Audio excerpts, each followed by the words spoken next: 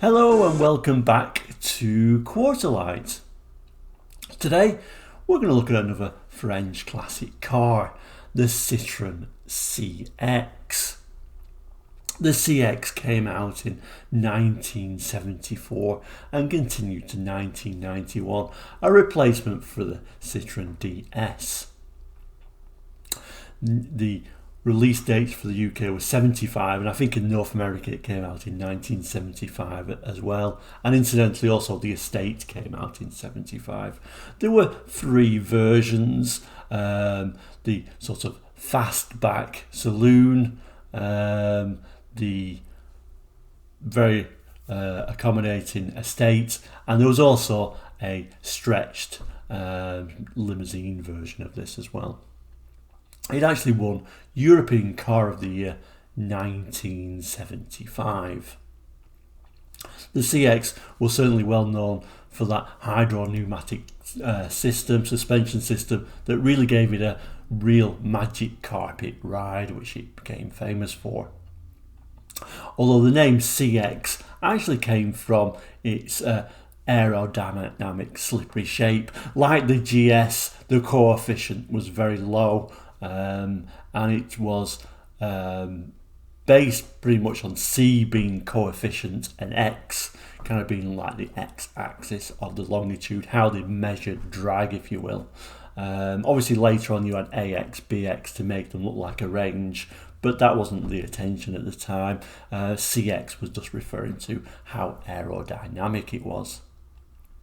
Like I say, won Car of the Year 1975, and a lot of people refer to it as the last real Citroen, with Peugeot taking over the company in 1976. Peugeot really slowly chipped at the company and it became more Peugeot-esque with each model that came out. The brochure that we're going to look at is a brochure from 1981 showing the 1982 ranges, and this is purely the Estates we're going to look at today. So without further ado, let's have a look at those Estate models. So here it is, the Citroen CX, and like I say, it's a brochure from 1982 model year, and it's a French version, so it's showing the CX brakes.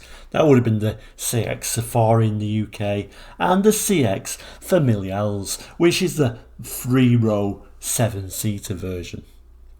It really was one of the most practical and largest family car in Europe at the time, and it sold very well. It was designed by Robert Opron, a very much French automotive designer. He worked for companies like Simca, Renault and Fiat, but he is best known for his work with Citroen. He worked on projects such as the Citroen SM, but apparently the Citroen CX was his favourite. And I can understand why. It's a very beautiful looking car. It's got a coefficient of 0.36, which you can really see there with the slippery shape and that half covered rear wheel, really helping the wind flow. It was in production from 1975 until 1991. This one is the Series 1 version, which went from 74 to 85 for the saloon, or 75 to 85 for the Estate version. The easiest way to recognise the Series 1 is these very attractive stainless steel bumpers. The Series 2 lost these and it went for a plastic bumper, later on becoming colour coordinated. That went from 85 to 91, although I think these Series 1s were the most attractive versions of the Citroen CX. But anyway, without further ado, let's open it up and let's see what's inside this brochure. Okay, so here we have it. Let's just move my tea out of the way at least. So there we have it, inside this French brochure. Over here we've got the CS brake which was the standard 5-seater version without the back seat on there. And you can really see how the seats could fold down to make a huge load area. And also I think with these Citroens, they always made perfect estates with that hydro pneumatic system, because you could raise or lower the suspension, and it would adjust no matter how much, well, not no matter how much weight you put in there, but with a reasonable amount of weight in there, it would adjust the suspension for you, or indeed drop the suspension, so you didn't have much to lift up. You can see it probably better on this one. It had a very thin bumper, so if you lowered that down, you barely had to lift anything up very high with that very low sill area. A perfect estate, really. I did read somewhere that a lot of people, sort of like a scrambler, off-road motor enthusiasts, like this car because apparently it could fit a motorbike in there. I don't know if that's true or not. I just read that somewhere, but no doubt a lot of space within that load area. On this side, we've got the Familial, the full 7-seater, and you can see on this one how that third row has been folded back, so you've still got a huge load area whether you're carrying anyone in this or not. Also, you can see the raised roof height, just to give a little bit more space. I think they had a little bit more space in them than the 7-seater Peugeot. So I think it was one of the best family cars at the time, really. This is obviously all French text because it is a French brochure, and it's talking about a jumbo jet there, strangely. Basically saying it's got the same design principles as a jumbo jet, being able to maximise space as well as it can, and then later on talking about, although it can't go overseas, it's still a great design principle for carrying and loading people in and bringing them to the beach, etc. A very unusual bit of text, but quite amusing nevertheless. Obviously in the background on here we've got a Citroen Visa by the looks of it.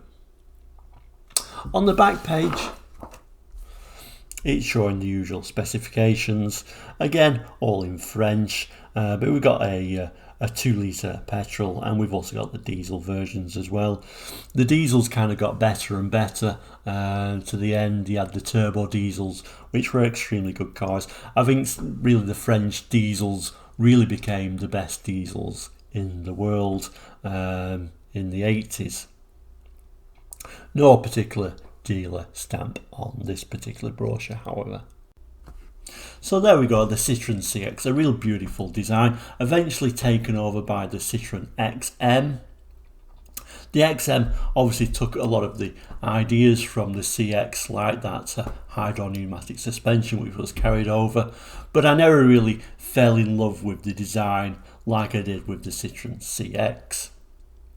So is this one of the last great Citroens? I guess in a way it was, but I'm very much a Citroen fan, and I did like Citroens after this time period as well. Into the 80s I still liked a lot of the Citroens. Let me know what you think. Jot down in the comments if you've got any memories of the Citroen CX or what your views are. There are more estate car videos on the channel if you do want to see any more. But for now, thank you so much for watching Quartzlight. Please do like and subscribe if you're able to do so, and we'll see you soon. Goodbye.